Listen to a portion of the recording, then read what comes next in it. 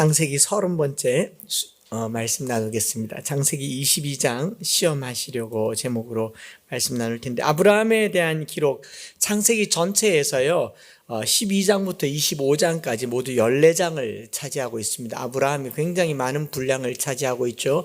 천지창조 한 장짜리에 비하면 아브라함은 14배에 해당하는 큰 기록을 가지고 있습니다. 전체 장수, 쪽수로 치면 80페이지 가운데 21페이지를 아브라함 이야기로 도배하고 있고, 이 75세에 하나님을 따라 나서서 우여곡절 끝에 100세의 아들을 낳습니다. 그 과정에서 산전수전을 다 경험하게 되죠. 두려움 때문에 아내를 2번이나 잃기도 했고, 잃을 뻔도 했고, 재산권 때문에 조카 롯과 헤어지고 조카 롯을 잃을 뻔하기도 했었습니다. 겨우 자리 잡고 이제 이스마엘을 장자 삼아서 늦가기로 얻은 그 이스마엘과 행복하게 지내볼까 했지만 하나님은 허락하지 않으셨고 이스마엘은 쫓겨납니다. 이삭 하나만 남아있는 상황에 이삭만 바라보고 있는 이 아브라함의 삶의 노년의 즈음에 관한 이야기가 창세기 22장, 오늘 우리가 읽은 본문의 배경입니다. 본문은 아브라함 단락의 클라이막스이기도 하고 아브라함 개인으로는 가장 큰 위기의 순간을 맞게 되는 내용이죠. 성경을 읽는 우리는 하나님의 의도를 잘 알고 있습니다. 성경은 아주 처음부터 독자들에게 하나님이 아브라함을 시험하시려고 이 장치를 마련했다라고 얘기를 하고 있지만 아브라함은 이 내용을 알 리가 없죠. 하나님은 오랜 시간 동안, 그렇게 오랜 시간 동안 벼르고 벼르셔서 주셨던 약속의 아들 이삭을 주셔놓고 제물로 바치라고 말씀하는 겁니다. 아브라함에게 너희 후손이 하늘의 별처럼 많을 것이라고 말하며 밤하늘의 별들을 펼쳐 보이셨던 하나님께서 겨우 100세에 하나 얻은 아들을 제물로 바치라고 합니다. 누가 이 상황에서 아들을 바칠 수가 있겠습니까? 우리는 아는 결론이기 때문에 믿음의 조상이라고 하지만 그 상황 속으로 들어가 보면 가히 결단할 수 없는 내용이라고 생각합니다. 아브라함에게 이삭을 바치라는 이 하나님의 명령은요, 구약 성경 전체 해석 중에서 가장 난해한 구절 중에 하나이기도 합니다. 아들 달라고 하는 것과 제물로 바치라고 하는 것은 다른 개념이고, 특별히 번제, 불태워 죽여라고 하는 것은 아주 나쁘고 비도덕적인 개념이기 때문이기도 합니다. 그래서 일찍이 이 문제를 붙들고 실존주의 철학자 키에르케고르는요, 하나님의 이 명령은 가장 비논리적이고 터무니없기 때문에 문자 그대로 해석하기 어렵다라는 결론에 이르기까지 합니다. 그리고 이런 요구는 구약 당시 이교도들에게 만행되었던 이방 종교의 행태이기도 합니다. 몰렉 신에게 아들을 바치기도 했고 밀곰 종교의 하나의 형태였기 때문에 하나님께서 이것을 인신제사, 사람을 제물로 바치는 것을 요구하셨다라는 이 언어 자체가 허용될 수 없는 표현이죠. 빈말이라도 그런 말 하면 안 되는 거 아닙니까? 자식을 제물로 드리는 이 내용은 성경 해석을 아주 곤란하게 만드는 부분이기도 합니다. 그래서 다각도로 다양하게 해석합니다. 제가 해석했다고 정답이 나올 거란 기대를 하지 말라, 이 말인 것이죠. 구약 성경은 특별히나 사람을 제물로 바치는 행위, 특별히 자식을 제물로 바치는 행위를 엄격하게 금하고 저주하고 증오까지 하고 있습니다. 심지어는 하나님께서 사람이 아니라 먹을 짐승, 내가 오늘 잡아먹을 짐승을 잡아먹을 때도 먹기 위해 잡을 짐승도 그냥 잡지 않고 제단으로 가지고 와서 화목제의 형태로 예배 드리고 하나님의 허락하에서 짐승을 잡아야 한다라고 말할 만큼 노아 홍수 이후로부터 사람은 짐승이든 사람이든 피를 흘리지 말도록 명령하셨고 규정하셨습니다. 이것이 하나님의 생명윤리예요. 피는 생명이고 생명은 내 것이기 때문에 함부로 흘리지 말아야 된다. 이것이 하나님의 명령입니다. 언제나 생명 존중에 대해서 신중하셨던 하나님께서 아들을 번제로 바치라고 합니다. 이걸 액면 그대로 받아야 될까요? 기록되었으니까 듣기는 들어야 되고 해석을 달리하려니 성경의 기록이어서 고민되는 것이 바로 해석학자들의 고민이었죠. 그런데 더 큰 문제는요, 하나님의 명령도 명령인데 아니 이 아브라함이라고 하는 사람이 순순히 응하고 순종하고 있다는 사실이죠. 우리는 이 단락에서 기독교는 믿음의 종교이며 믿음은 순종을 요구하고 순종은 많은 것을 포기하는 결단이고 하나님께서 자기 아들을 포기하신 것처럼 우리도 하나님 앞에 내 소중한 것을 포기할 때 복의 근원이 된다라는 신학의 공식을 만들었습니다. 믿음, 순종, 복, 이것은 하나의 공식이 되었습니다. 아브라함은 이 대목에서 의심하지 않고 불편해하지도 않고 참으로 위대한 믿음의 조상으로 등장합니다. 하나님이 왜 이런 요구를 하셨는지 이 말도 안 되는 요구 앞에 묵묵히 순종한 아브라함을 오늘 기독교 교회는 위대한 믿음의 조상으로 만들었고, 아브라함 그러면 따라 붙는 수식어가 믿음의 조상, 순종의 사람, 결단의 사람, 아내에게 묻지도 않고 아들을 바친 사람으로 우리는 이미 그렇게 머릿속에 인식을 하고 있습니다. 이것이 22장의 내용이고, 그렇게 살면 하나님께서 복을 주신다가 우리의 머릿속에 들어와 있습니다. 사실 아브라함의 입장에서 다시 한번 살펴본다면요, 아브라함이 이렇게 묵묵하게 순종할 만큼 우직하고 묵직한 사람인가, 아브라함이 대화도 할 줄 모르고 딜도 할 줄 모르는 사람인가를 두고 본다면, 바로 이 앞에 사건에 하나님께서 소돔과 고모라를 멸하려고 하셨을 때 아브라함은 이 소돔과 고모라의 멸망 앞에서 일면식도 없는 소돔과 고모라예요. 오로지 자기 조카만 살고 있던 이 소돔과 고모라를 위해서 몇 번 기도합니까? 6번 기도합니다. 하나님, 만군의 하나님, 이 비천한 사람이 감히 묻겠습니다. 의인 50명 있으면 멸하겠습니까? 아니. 한 번만 더 물을게요. 45명 있으면요? 아니. 미안한데요. 정말 미안한데 한 번만 더 물을게요. 이렇게 해서 6번, 의인이 10명이 있을 때까지 하나님 앞에 아브라함이 물었더랬습니다. 무슨 말이냐? 하나님께서 아브라함에게, 아브라함아, 네가 사랑하는 독자 이삭을 내가 네게 보여줄 땅으로 가서 정한 그곳에서 번제로 드리라라고 얘기했을 때 하나님이 묵묵하게 하나님이 물었던 그 요청에 묵묵하게 순종하기 이전에 물어봤어야 되지 않습니까? 그죠? 뭐라고요? 하나님, 제가 나이가 좀 많이 먹어가지고요, 정확하게 못 알아들었습니다. 한 번만 더 말씀해 보세요. 그러지 않겠습니까? 이삭 맞나요? 이스마엘 아닌가요? 제가 귀가 어두워서요. 하나님, 꼭 이삭이어야 합니까? 아들 하나 더 주시면 3삭은 바칠게요. 4삭은 어떻습니까? 5삭, 내가 순삭 하겠습니다. 미안합니다. 자식이 많으면 내가 2삭, 3삭, 4삭이라도 하겠지만 하나님 2삭을 바치라니요. 5삭 합니다. 이건 좀 괜찮습니까? 뭐 이렇게 말해볼 법도 하다라는 거죠. 그러면서 다 드려야 합니까? 다리 한 짝만 드리면 안 됩니까? 장기 하나는 괜찮지 않을까요? 일생 중에 하나님 이삭 100년 일생 중에 10년을 선교사로 바치겠습니다. 이삭의 인생 중에 서울대를 내가 바치겠습니다. 이삭의 인생 중에 내가 일부를 바치겠습니다. 충분히 가능한 이야기이지만, 여러분, 이거 오늘날 우리 아들을, 서울대 갈 성적 되는 아들을 신학교에 보낸다, 이런 개념과 다른 이야기예요. 죽인다는 이야기입니다. 번제로 드린다는 이야기예요. 여기다가 적용시키면 굉장한 실수를 하게 되는 겁니다.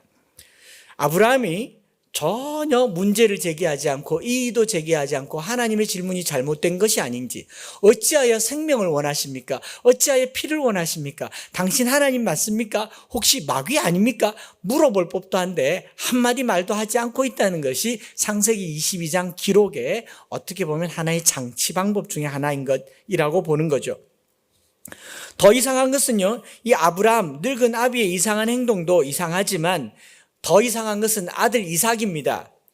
아들 이삭은 아비가 하는 행동에 하나의 의심도 가지지 않고 아버지를 따라서 나무를 지고 그리고 불을 들고 아버지를 따라 올라갑니다. 아들 이삭은 어린 시절부터 아버지를 따라 나무에서 제단을 쌓고 번제를 드리는 것을 눈으로 봐왔기 때문에 아버지가 제단을 쌓으려고, 번제를 드리려고 산에 올라간다고 할 때 무엇이 필요한지를 누구보다도 잘 압니다. 그래서 한 번 정도 물어요. 아버지, 재물은 어디 있습니까? 나무도 있고 불도 있는데 드릴 재물이 어디 있습니까? 라고 물을 만큼 궁금한 걸음을 사흘 동안 찍소리하지 않고 따라가고, 그리고 아버지가 자기를 결박을 해요. 이 결박한다라는 말을 아케다라고 하는데, 아케다라고 하는 말이 이제 이 아케드라고 하는 이 히브리 말 결박이라고 하는 단어의 이 명사형으로 아케다라고 해서 유대인들은 창세기 22장을 결박 본문이라고 그래요. 아케다 본문. 그러니까 아브라함이 이삭을 바쳤다라는 것보다 아브라함이 이삭을 결박했다라는 데 훨씬 많은 주안점을 두고 있는 부분이기도 한데, 아버지가 이삭을 결박을 했습니다. 이때 이삭의 나이가 몇 살인가? 21장과 23장 사이에서 한 30년의 시간이 흐르는데 21장에서는 젖될 즈음에 이스마엘이 쫓겨난 이야기니까 이삭이 한 3살쯤 되었고 23장에서는 이삭의 어머니 사라가 죽었는데 127세에 죽었습니다. 이때 이삭의 나이는 37살입니다. 그러니까 3살부터 37살 사이에 어느 때인데 아버지를 따라서 나무를 지고 그 길을 동행할 정도면 적어도 최소한 청소년 시기 16세에서 20세 사이를 오가는 시기라고 합니다. 자, 120세가 넘은 아브라함이 10대 청소년을 잡아서 몸을 결박합니다. 가만히 있겠습니까? 우리 박인덕 장로님쯤 되는 완력을 가지신 분이라고 해도 저기 박찬혁 군을 결박하려고 하면 저 호리호리하고 얼마나 약하겠어요. 그런데 손에 칼을 들고 죽이겠다고 달려들면 가만히 있겠어요? 저 영감이 노망이 들었나? 죽이라. 가만히 있겠냐고요. 도망을 가든지 어찌어찌 하지 않겠습니까? 나무를 해가지고 짐승이 없이 그냥 산에 오르는데 이상하지 않겠어요? 이 상황에서 이삭이 가만히 있는 게 가능한가 하는 거죠. 지금 이 자리에서 자기를 묶어서 번제단 위에 올리는데 이삭이 아버지 왜 그러세요? 이거 아니잖아요. 아버지 잠깐만요. 저는 이삭이에요. 이삭 토스트가 아니에요. 죄송합니다. 라고 말할 법하지 않아요. 요거 원고에 썼는 거예요. 그래도 시원찮은데 이삭이 칼든 아버지 앞에 가만히 있다는 거예요. 가만히 있다는 거. 우리 아버지가 100세의 아들을 얻더니 노망이 났구나. 네 마음대로 하세요. 이것도 이상한 장면이에요. 그런가 하면 또 다른 장면, 화면을 바꿔볼게요. 그 순간 천사가 급히 말리면서 아브라함아 잠깐, 이제야 내가 너를 알겠다. 네가 나를 독사 아들보다 더 사랑한 줄을, 네가 나를 경외한 줄을 이제야 알겠다. 언제는 몰랐습니까? 마치 몰랐던 것처럼 이제야 알겠다라고 얘기해요. 왜 몰랐다라고 말하는 게 이해가 안 되냐면 하늘에 별을 뿌려놓고 네 후손이 이와 같이 많을 것이다 라고 말했을 때 하나님이 뭐라 그러셨어요? 아브라함이 믿음에 이를 의로 여기셨다 그랬어요. 이미 알고 계셨어요. 아브라함이 믿음으로 따라 나선 것, 창세기 12장에 본토 친척 아비집을 떠난 것, 아브라함이 그것을 믿은 것, 조카 롯과 헤어지면서 땅을 밟으면서 땅의 티끌이 후손과 같을 것 믿었다는 거 의로 여겼는데 마치 몰랐다는 것처럼 의로 여기신 분이 하나님이고 내가 이제 알겠다라고 말하는 것도 이상한 장면이고요. 그리고 이 드라마 같은 장면의 클라이막스는요, 이 모든 장면의 끝에 양 한 마리가 숯불에 걸려서 그 멀쩡한 양이 숯불에 걸려서 음메 하고 있는 거예요. 그리고 아브라함이 딱 보고 저기 있네 그러면서 딱 걸렸다 그러고 잡아서 아브라함과 이삭은 희열을 느끼면서 이삭은 죽을 뻔하였고 아브라함 죽일 뻔하였던 그 애처로움을 쓸어내리면서 양을 향하여 온갖 분노를 쏟아내면서 이삭은 그 양을 보면서 죽어 네가 죽어야 돼 그러면서 죽여버리고 둘은 다시 내려와서 브엘세바로 갔더라. 한편의 블랙 코미디죠. 저는 이것을 그런 관점에서 보니까 완전 공포 영화인 거예요. 아브라함아 죽여, 가자. 죽어, 양 죽여, 돌아와. 끝이에요. 이런 이야기를 성경이 기록하고 있는 거죠. 성경 본문은 아브라함이 이 상황에서 어떤 고뇌와 고민과 갈등과 번뇌에 빠졌는지 한 줄도 기록하고 있지 않습니다. 또 이삭은 얼마나 할 말이 많았겠습니까? 이후로 이삭이 아브라함과 살아간다는 게 쉬웠겠습니까? 아버지가 칼만 들면 번제단에만 가면 가고 싶겠습니까? 아버지 따라 교회 가고 싶겠어요? 까딱 잘못하면 죽일 텐데. 어느 날 갑자기 눈 돌아가면 너 또 오늘 한번 올라가자. 양을 준비하실 것이다. 가겠냐고요. 그리고 다음 주에 본문 다룰 때에 여러 학자들에 의해서요. 어떤 사람들은 22장 이 사건 이후로 아브라함은 사라와 결별한 삶을 살았다는 해석까지도 합니다. 이 사건이 너무 충격적이어서 아들 데리고 모리아산에 올라간 자기 남편과 별거 생활했다는 해석을 몇 군데에서 물론 이게 정확한 해석은 아니지만 학자들 가운데는 이것 때문에 아브라함과 사라는 헤어졌다라는 말도 안 되는 해석을 가능하게 한 내용이 이 본문이란 말이죠.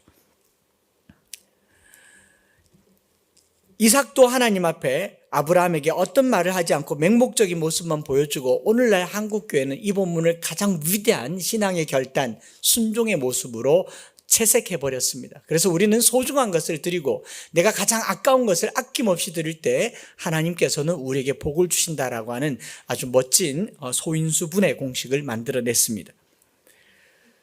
성경을 조금 더 들여다봐야 되는 거죠. 창세기는 언제나 독자들에게 무수한 궁금증을 던져주는 이야기들로 가득합니다. 창조 이야기를 통해서 우리는 궁금해하게 되고 궁금해하면 할수록 하나님을 알게 되는 것처럼 창세기 22장의 이 이야기도 우리에게 던져주는 많은 궁금함을 그저 순종, 소중한 것을 바쳐라는 명제로 끝낼 것이 아니라 계속 궁금해해야 하는 겁니다. 하나님 왜 이런 명령을 내리셨는지, 왜 이방인들이나 하는 그런 행동을 하게 하셨는지, 하나님께서 왜 아브라함을 시험하셔야 하는지 계속 질문해 보고요. 그런 질문들을 통하여서 우리는 묵상할수록 하나님의 마음과 하나님의 그 은혜를 누리게 될 줄 믿습니다. 아무튼 성경은 많은 부분에 있어서 생략되어진 구절들이 있다라는 겁니다. 생략하고 있다고 해서 아무 말씀 안 하는 건 아니죠. 독자는 이미 알고 있습니다. 결론, 이삭을 드렸다 안 드렸다? 드리긴 드렸는데 죽었다 안 죽었다? 안 죽었다. 이삭은 살아났다. 우리는 읽는 순간부터 아닐 거라는 것을 알고 있습니다. 그러니까 믿음의 조상이라고 말해도 되는 것이죠. 그런데 이 본문을 읽으면서 우리는 어떻게 해석하냐면 아들을 바치라고 해석을 합니다. 자, 결과적으로는 바친 겁니까? 안 바친 겁니까? 그런데 우리는 해석할 때 바치라고 해석합니다. 아끼지 말고 드리라고 합니다. 집을 바치라고 하고 물질을 바치라고 하고 내 삶을 드리라고 하고 서울대학교를 포기하라고 하고 선교사로 나아가라고 이야기합니다. 아들이라도 아끼지 말라고 합니다. 자식을 우상으로 섬겨서는 안 된다고 이 본문을 사용합니다. 아들을 아끼지 않는 것이 하나님의 사랑이야 라고 이야기를 합니다. 틀린 말은 아니지만 이 본문은 그런 규범을 던져주는 본문이 아니다라는 거죠. 창세기 22장은 율법적 규칙이나 규범을 가르쳐주는 이야기가 아니라 아브라함을 시험하는 시험대 위에 올라간 아브라함의 간증이다라고 하는 데서부터 본문을 새롭게 풀어야 할 것이다라는 겁니다. 다시 말씀드립니다. 규범이 아니에요. 아브라함이 순종했으니 우리도 순종하라라고 하는 규칙을 던져주는 내용이 아닙니다. 이게 만약 규칙이라면 창세기에 쓸 것이 아니라 레위기에 써야 됩니다. 누구든지 하나님을 더 사랑하는 자는 첫 아들을 바칠 것이니라. 누구든지 하나님께 첫 것을 바치지 아니하면 하나님을 경외하지 아니할지니라. 레위기에 썼어야죠. 이것은 레위기의 규범이 아니라 아브라함이 경험한 아브라함 개인의 주관적인 경험이며 그의 이야기인 것이죠. 그가 이 시험을 어떻게 경험하고 받고 느끼느냐를 우리에게 전하고자 하는 의도가 있다라는 겁니다. 이것을 이렇게 보면 어떻겠습니까? 솔로몬에게 다가온 두 여인이 아들 때문에 싸웠습니다. 다투었어요. 재판하다 하다가 결판을 못 내서 솔로몬의 결판 앞에 서게 됩니다. 솔로몬이 재판을 하죠. 서로 자기 아들이라고 할 때 솔로몬이 어떻게 재판을 내립니까? 모두가 다 제 아들을 제 아들이라고 하니 반을 정확하게 균등하게 나누어서 가져가게 하라. 이 재판의 판결문입니다. 여러분, 재판의 판결문은 판례가 되어서 이단 판결에도 사용할 수 있습니까? 없습니까? 있죠. 솔로몬이 재판의 판결문으로 나온 이 판결을 성경에서는 규례와 규정으로 쓰나요? 쓸 수 있습니까? 이후로 자식 때문에 분쟁하는, 이혼해서 양육권 때문에 싸우러 나오는 모든 사람마다 솔로몬의 판결을 가지고 자식을 쪼개어라 라고 판결 내릴 수 있습니까? 둘 중에 한 사람이 포기할 때까지? 이건 판결이 아니에요. 이 열왕기상 3장에 있는 이 이야기는 솔로몬이 얼마나 지혜로운가를 나타내기 위한 사례집, 예제집에 해당하는 것이지 판결이 아니라는 겁니다. 똑같은 패턴으로 아브라함이 이삭을 번제 드리려고 했다라고 하는 이것은 자식을 드리라고 하는 판결, 판례, 규례가 아니라 자식을 드리라는 하나님의 요구에도 기꺼이 순종할 수 있는 믿음을 갖게 되었다라고 하는 아브라함의 간증을 이야기하는 겁니다. 오늘 우리가 어떤 중요한 결단 앞에 뭘 드림으로 믿음을 갖는다라는 것 이전에 아브라함이 어떤 믿음을 가졌는가 하는 것을 공부해 본다라는 거예요. 그러면 반대경우로 조금 더 살펴보고 본론으로 들어가 보면요. 만약에 아브라함이 이삭을 안 바쳤더라면 하나님 이건 도저히 못하겠어요. 줬다 뺏기예요. 나 못해요. 안 해요. 나중에 3삭 주면 드릴게요. 4삭 주면 드릴게요. 이삭 토스트 내가 100개 드릴게요. 라고 말했더라면 아브라함은 이제 믿음의 조상이 아니겠습니까? 복의 근원이 아니겠습니까?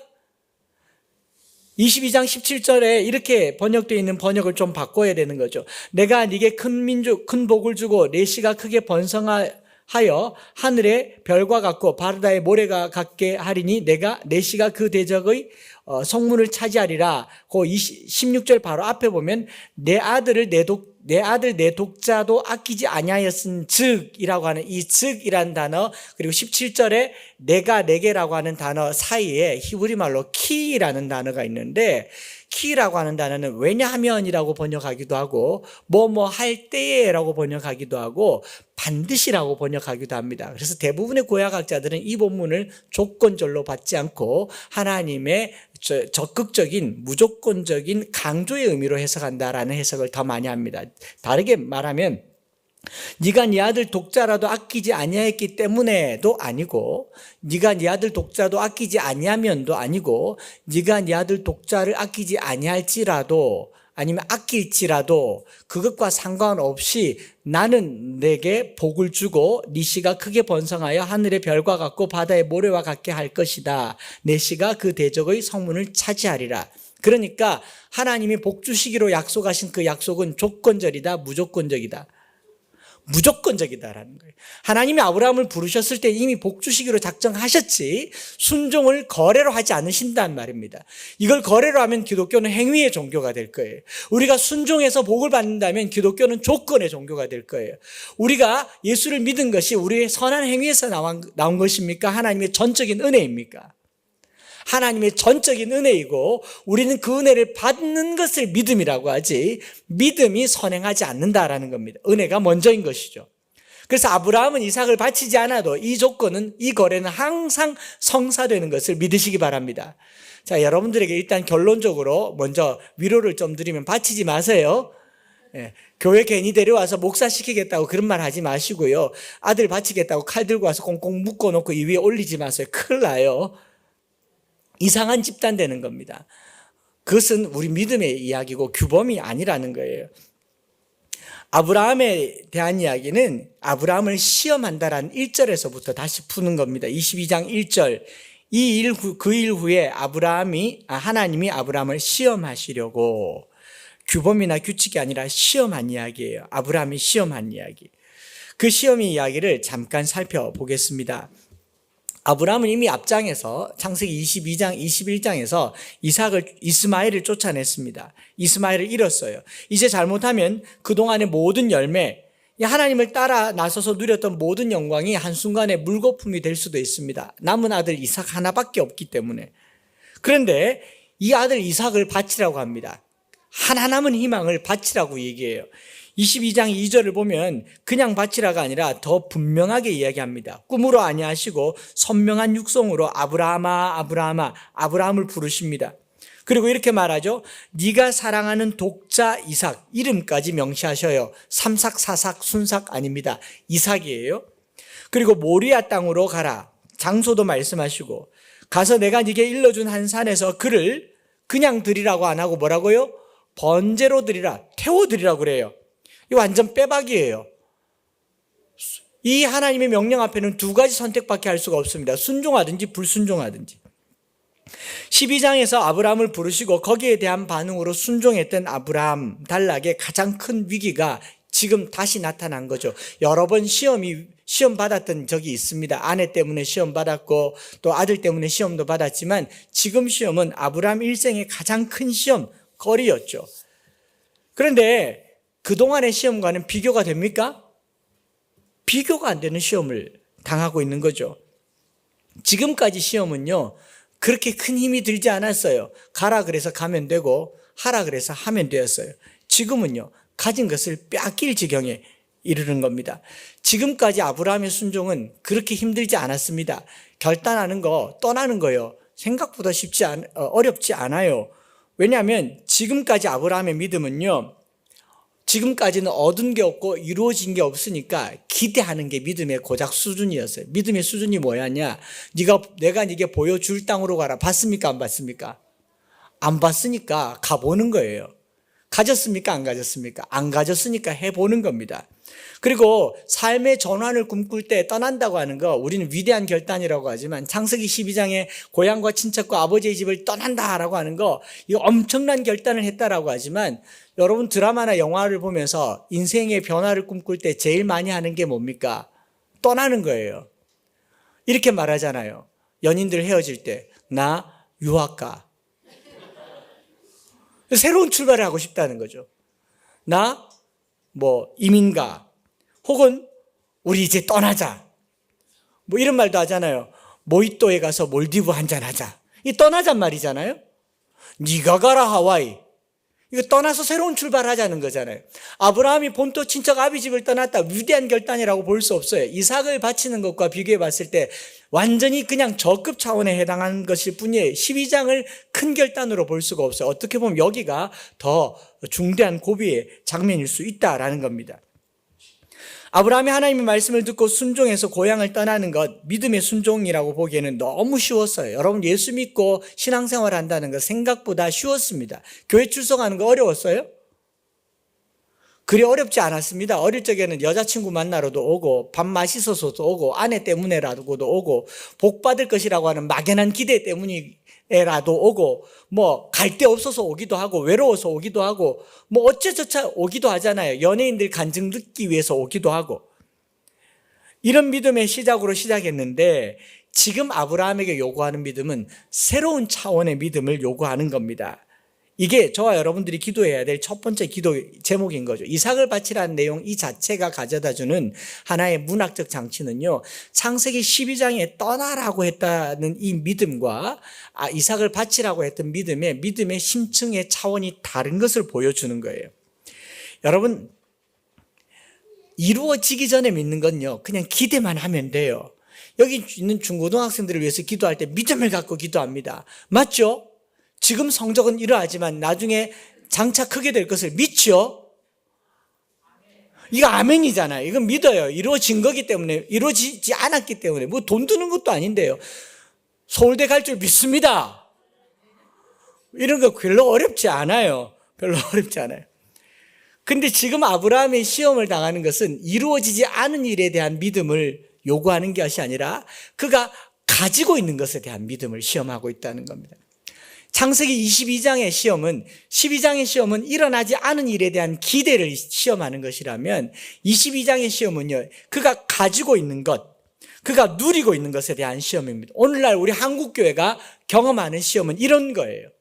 지금까지 우리는 가난한 시절을 지냈기 때문에 예수 믿으면 복 받을 것이라는 막연한 기대 속에서 신앙생활을 했어요. 그러나 지금은요, 제법 가졌습니다. 누립니다. 가지고 누리고 있는데 지금 하나님께서 우리에게 요구하는 시험은 뭐냐면 앞으로 더 잘 될 것이라는 시험보다요, 너 가진 것을 내놓으라고 하고 있는 거예요. 교회들에게 너가 가진 것을 포기하라고 얘기하고 있는 거예요. 부자들에게 너가 가진 것 이제 그만 가지면 안 되겠니라고 묻는 겁니다. 믿음의 차원이 달라졌어요. 우리는 이 순간에 믿음의 조상이 되는 겁니다. 심층적인 시험이라고 하는 것이죠. 믿음과 순종이라는 단순한 논리로 풀지 말아야 할 것이요. 믿음의 종류가 다른 거예요. 처음에는요, 포기하는 게 쉬워요. 가진 게 없으니까. 다 버리고 주를 쫓았나이다. 가능해요. 베드로와 예수님의 제자들이 다 버리고 주를 쫓았나이다. 가진 게 있어야지 한 말이죠. 그러지 않습니까? 그러나 사두개인들과 부자와 서기관과 청년들에게 다 버리라. 이거 어려운 얘기예요. 만약에 부자 청년이 예수님께 와서 정말 다 버리고 예수 쫓았다면 걔가 수제자가 됐을 겁니다. 가진 게 없는 사람 버리는 게 뭐 어려워요. 그렇지 않습니까? 오늘 우리 교회의 문제가 그래요. 개척교회 목사에게 목회 그만둬라. 너무 쉬운 얘기예요. 10,000명 되는 교회 목사에게 세습하지 말라. 너무 어려운 얘기잖아요. 여기서 우리의 믿음은 시험대 위에 올라가는 겁니다. 이삭이 제단 위에 올라가는 게 아니라 아브라함이 제단 위에 올라가는 거예요. 오늘 저와 여러분들 기성세대가 우리가 가진 것을 가지고 하나님의 제단 위에 올라가 봐야 됩니다. 내가 가진 것이 하나님보다 중요한가? 오늘 우리나라가 앓고 있는 진보와 보수의 이 갈등이라고 하는 게 무슨 차이인지 아세요? 진보는 잃을 게 없고요. 보수는 잃을 것만 있어서 싸우는 거예요. 진보는 더 얻으려고 싸우고요. 보수는 뺏기지 않으려고 싸워요. 둘 다 똑같아요. 가지려고 싸우는 자와 빼앗기지 않으려고 싸우는 자들, 그 둘 사이에서 하나님께서 뭘 말씀하시느냐? 너희들이 얻으려고 하는 것이 그거냐? 나를 얻으라고 얘기하고 있지 않습니까? 아브라함에게 이렇게 말하고 있는 거예요. 너가 평생에 얻고자 하는 것이 이삭이냐? 지금 와서 내가 네게 원한다. 나를 가져라. 이삭을 제단 위에 드리란 말을 다른 말로 번역하면 이렇게 말할 수 있는 거죠. 이삭을 준 나를 가져라. 이삭을 내게 주고 너는 나를 가져라고 얘기하는 겁니다. 하나님은 아브라함을 이삭과 둘 사이에서 원점으로 돌려놓으며 너 갖지 못해 불안하고 가진 것을 잃어버릴까 봐 불안해할 때 모든 것을 갖게도 하시고 잃어버리게도 하시는 만군의 왕이신 하나님을 가지라고 얘기하는 겁니다. 저와 여러분들이 신앙생활 하면서요, 하나님을 가지시기 바랍니다. 돈, 명예, 권력, 건강, 그것보다 더 중요한 것이 하나님이다라고 얘기하는 거죠. 신앙생활 하면요, 오래 참고 기다리는 거 이거 할 수 있어요. 방법이 없으니까. 지금 우리 방법이 없잖아요. 코로나. 기다릴 수밖에 없죠. 이거 믿음이라고 보기에는 너무 초보 수준인 겁니다. 이거보다 더 어려운 것은요, 기다려서 얻은 것을 도로 달라 할 때 우리는 진짜 시험에 들게 됩니다. 가난할 때는 믿음 생활하는 거 쉬워요. 오히려 믿을 분이 주님밖에 없잖아요. 근데 오늘 우리가 어려워하는 건 뭐냐면 우리가 가난하지 않다는 겁니다. 그리고 하나님께서 물으셔요. 네 믿음이 어디 있느냐? 얻은 것을 돌려달라고 할 때 우리 마음에 이런 생각이 들어요. 줘놓고 빼앗기가 어디 있나? 그런 시험을 대표적으로 받은 사람이 욥이잖아요. 욥. 줘놓고 싹 다 가져갔잖아요. 주지를 말지. 그렇지 않습니까? 함께 기도할 기도 제목의 첫 번째가 바로 이것이었습니다. 갖지 못한 것을 위해 기도할 때는 믿음이 필요하지만요, 가지고 있는 것을 두고 기도할 때는요, 더 큰 믿음이 필요합니다. 여러분, 누리고 있는 것을 두고 기도할 때는요, 더 큰 믿음이 필요합니다. 이것보다 이것 주시는 하나님을 늘 믿으시기를 축복합니다. 이삭을 바치란 말이 아니에요. 말씀드린 것처럼 이미 결론에 이삭을 안 가져가실 줄 알아요. 그런데 하나님께서는 이 패러그래프, 이 본문 단락을 통해서 이렇게 말하고 계세요. 아브라함에게 하나님은 이삭보다 더 크시다. 나에게 하나님은 무엇보다 더 크셔야 될 줄 믿습니다. 요즘 우린 잘 안 부르지만 옛날 우리 믿음의 선배들은 이 찬양을 부르면 많이도 우셨던 것을 기억납니다. 주 예수보다도 더 귀한 것은 없네. 이 세상 부귀와 바꿀 수 없네. 이전에 즐기던 세상 일도 주 사랑하는 마음 뺏지 못해. 세상 즐거움 다 버리고 세상 쾌락 다 버렸네. 주 예수보다도 귀한 것은 없네. 이게 우리의 고백이 될 줄 믿습니다. 오늘 우리 기독교 교회가 가져야 될 것 중에 정치적으로 지난 한 주 동안에도 무슨 금지법, 큰 교회가 또 선언하고 작은 교회는 또 반발하고 뭐 진보, 보수 얘기하는데요. 무엇을 잃어버릴까 걱정하십니까? 하나님 잃어버리는 것을 걱정해야 되는 것 아닙니까? 벌금 내는 거, 교회 문 닫는 거, 저는 그런 거 별로 걱정되지 않아요.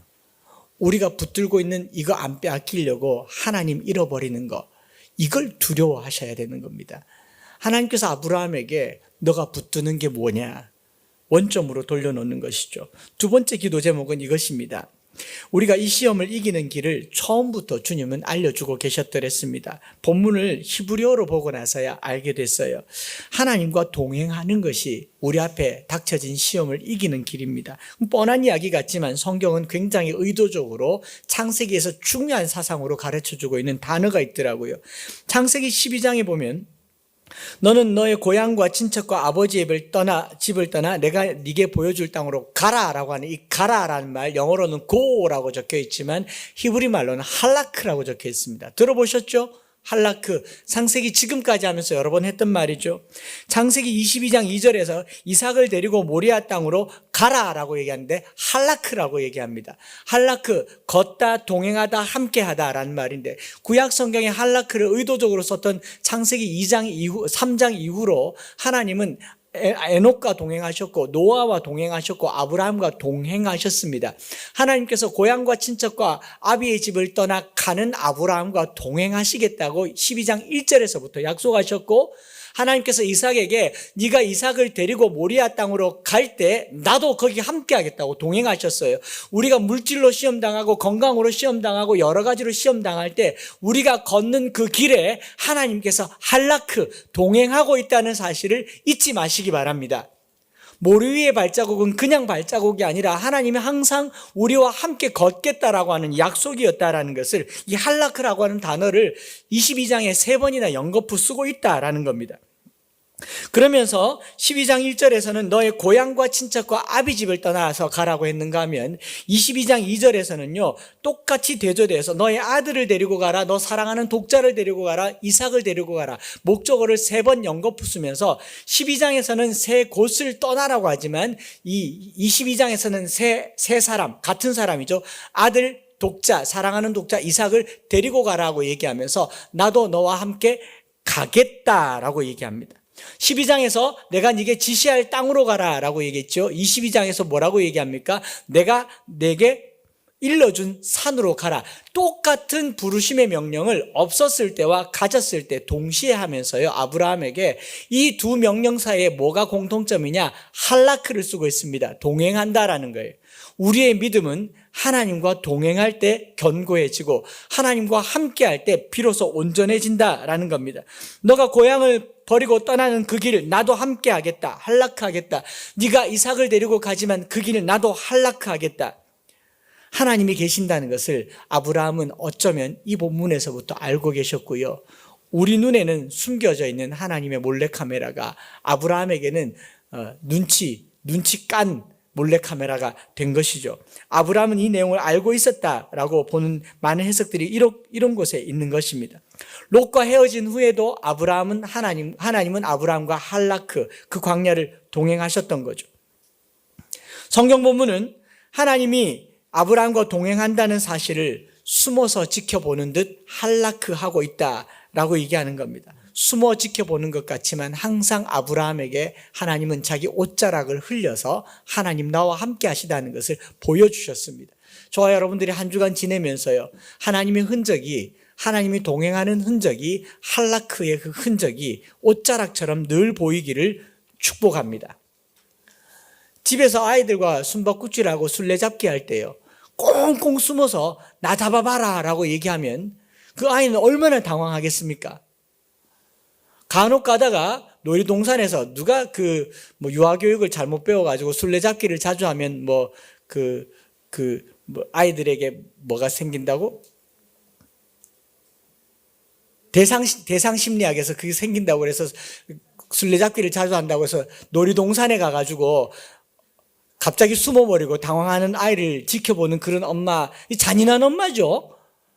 그 상황에 엄마가 사라졌다는 것을 상상이라도 해보세요, 그 아이의 입장에서. 그런데 그거 말고 눈 감았다가 떴다가 엎지롱 까꿍하고 보이는 듯 보이지 않는 듯 옷장에 숨어서 나 잡아봐라, 나 찾아봐라 그러면 있는 줄 알아요, 몰라요? 알면서 찾죠. 이 과정에서 뭐가 생깁니까? 대상 영속성, 심리, 항상 하나님 거기 계시다는 걸 느끼죠. 아브라함은 시험 받을 때에 하나님이 나와 함께 하시다는 것을 이 할라크라고 하는 단어에서 알게 된다라는 겁니다. 우리도 이 정도 계산 정도는 할 줄 알아요. 11조 드리면서 하나님께서 더 많이 복 주실 것을 계산하고 해요, 안 하고 해요? 안 하고 한다고요? 믿음 생활하면서 하나님 이렇게 살면 복 주실 줄 믿고 해요, 안 믿고 해요? 다 계산하고 살지 않습니까? 이런 계산들을 하나님은 이미 알고 계신다. 몰래카메라 같지만 들킨 카메라처럼 아브라함과 동행하고 있었다는 것. 이래서 아브라함은 가히 순종할 수 있다라는 겁니다. 이건 하나의 각본이에요. 사실이지만 각본인 거죠. 저와 여러분들의 삶 속에 하나님께서요, 작정해 놓은 복의 시나리오들 중에 가끔 가다가 내가 가진 것을 가지고 시험하실 때가 있습니다. 두려워하지 마세요. 그보다 더 큰 하나님이 우리와 함께 한다는 사실인 거죠. 이거는요, 규범이 아니라고 말씀드렸어요. 드리라는 게 아니에요. 자식 드려라, 집 팔아 드려라, 10에 10조를 드려라, 시간을 들여라. 이런 규범으로 하나님을 복 주시는 분이 아니십니다. 아브라함의 그 간증 같은 이야기를 통해서 하나님은 아브라함의 믿음을 한층 더 업그레이드 시키셨다가 이 이야기의 결론인 것이죠. 사람들이 제가 어디 수련회를 가거나 집회를 가면 성경 말씀을 잘 풀어 해석하는 것도 나쁘지 않지만 꼭꼭 간증을 들려달라고 그래요. 안 하면요, 오늘 왜 안 하셨어요? 그렇게 얘기를 해요. 뭐요? 필통요. 자기들 다 들었는데 왜 안 하셨어요? 그래요. 그걸 맨 나중에 얘기하면 언제 나오나 기다렸다 그럽니다. 심지어는 어느 대학에 설교를 하려고 강단에 올라가는데 쪽지가 올라와요. 총장님이 목사님 간증하셔야 됩니다. 다 아는 간증인데 왜 그걸 자꾸 들으려고 하는지 모르겠습니다. 여러분들도 다 알잖아요. 근데 내려오면 이렇게 얘기해요. 몇 번을 듣는데도 은혜롭다 그래요. 제가 그런 간증이 있습니다. 할렐루야. 자, 이거 규범이에요? 여러분들도 다 엄마 일찍 돌아가셔야 됩니까? 혼자 살아야 됩니까? 향촌동 18번지에 살아야 됩니까? 필통 붙들고 교회 가야 됩니까? 아니잖아요. 이 간증 같은 이야기를 통해서 느끼는 거 뭐예요? 아, 저 인간 한창수와 하나님이 함께 하셨다. 저런 사람도 하나님이 붙으셨다. 이거 보고 싶은 거잖아요. 창세기 22장은 하나님이 아브라함을 그렇게 붙으셨다는 것을 보여주고 싶은 겁니다. 여러분들이 가진 거 없었을 때도 믿었지만 이제 뭐 좀 가졌을 때도요, 하나님을 믿으시기 바랍니다.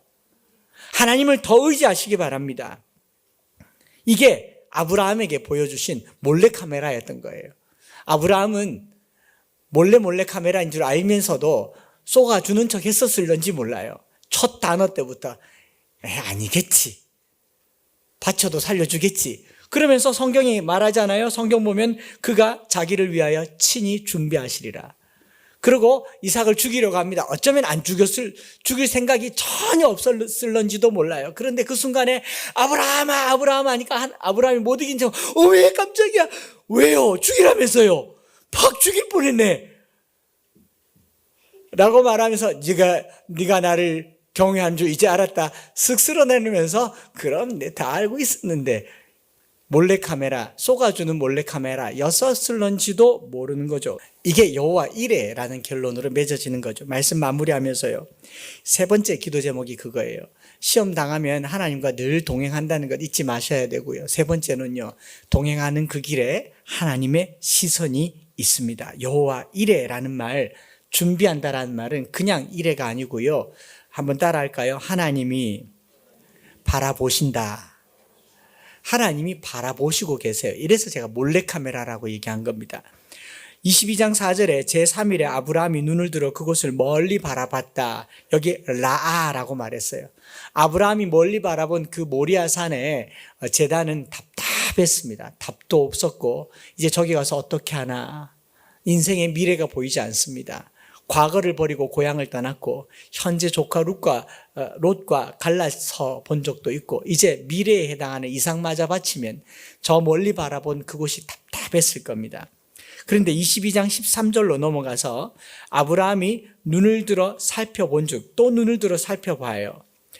저기 산 밑에서는 보이지 않았던 그 멀리 바라보던 곳에 다시 눈을 들어 살펴보니 한 순양이 뒤에 있는데 뿔이 수풀에 걸려 있는지라 아브라함이 가서 그 순양을 가져다가 아들을 대신하여 번제로 드렸더라. 22장 14절 같이 한번 읽어볼까요? 시작. 아브라함이 그 땅 이름을 여호와 이레라 하였으므로 오늘까지 사람들이 이르기를 여호와의 산에서 준비되리라 하더라. 여호와께서 준비하셨다. 우리 많이 불렀잖아요. 여호와 이레, 여호와 이레. 이 이레라는 말의 히브리어 원래의 뜻은 여호와께서 바라보신다라는 말입니다. 아브라함이 바라봤을 때 아무것도 없었는데 가까이 가서 순종했을 때 그가 바라보았더니 여호와 이레, 여호와께서 바라보시던 그곳에 양이 있었다. 여러분, 내 눈에 아무것도 보이지 않는데 하나님 눈에 보이는 그것이 여호와 이레가 되는 것입니다. 믿음으로 사는 것, 이쯤 되니까 히브리서 11장이 생각나잖아요. 믿음은 바라는 것들의 실상이며 보지 못하는 것들의 증거예요. 내 눈에 보이지 않는데 내가 바라보는 그 보이지 않는 것을 하나님은 보고 계십니다. 저와 여러분들 한 주간 동안 내 눈에 보이지 않는 이 대한민국의 미래, 내 삶의 미래, 젊은이들의 미래, 우리의 장래 하나님이 보고 계시는 줄 믿으시기 바랍니다. 그래서 내가 가진 것 때문에 두려워하지 마시고요. 하나님과 매일같이 동행하세요. 라아라는 말이 여호와 이레라는 말로 시작되는 것이죠. 그러면서 매일매일 하나님과 뚜벅뚜벅 걸을 때 산 아래서는 그저 바라보기만 했지만, 보이지 않는 그곳을 향하여 바라만 보고 갔지만 가서 보니까 있더라. 이걸 순종이라고 저는 말하고 싶어요. 믿음의 순종은요, 지금 결단하는 게 아니고요. 한번 따라합시다. 가보자. 갈 때까지 가보자. 하나님하고 갈 때까지 가보자. 가보고 아니면 돌아오면 되죠. 그리고 이들은 돌아오지 않습니까? 이게 여호와 이레였습니다. 저는 다시 하나님께서 엠마오 교회를 시작하면서 주셨던 그 걸음을 다음 주, 이번 주 말고 다음 주 13일부터 터벅터벅 그 길을 걸으려고 합니다. 말씀 준비하면서 그렇게 생각했어요. 코로나 때문에 실외는 괜찮다고 하니 걸어보자. 하나님과 할라크하면서 이 땅을 걸어보자. 코리아가 코로나를 이길 때까지 한번 걸어보자. 한 번, 두 번, 세 번, 네 번, 다섯 번 걷다가 한번 없어져 보자.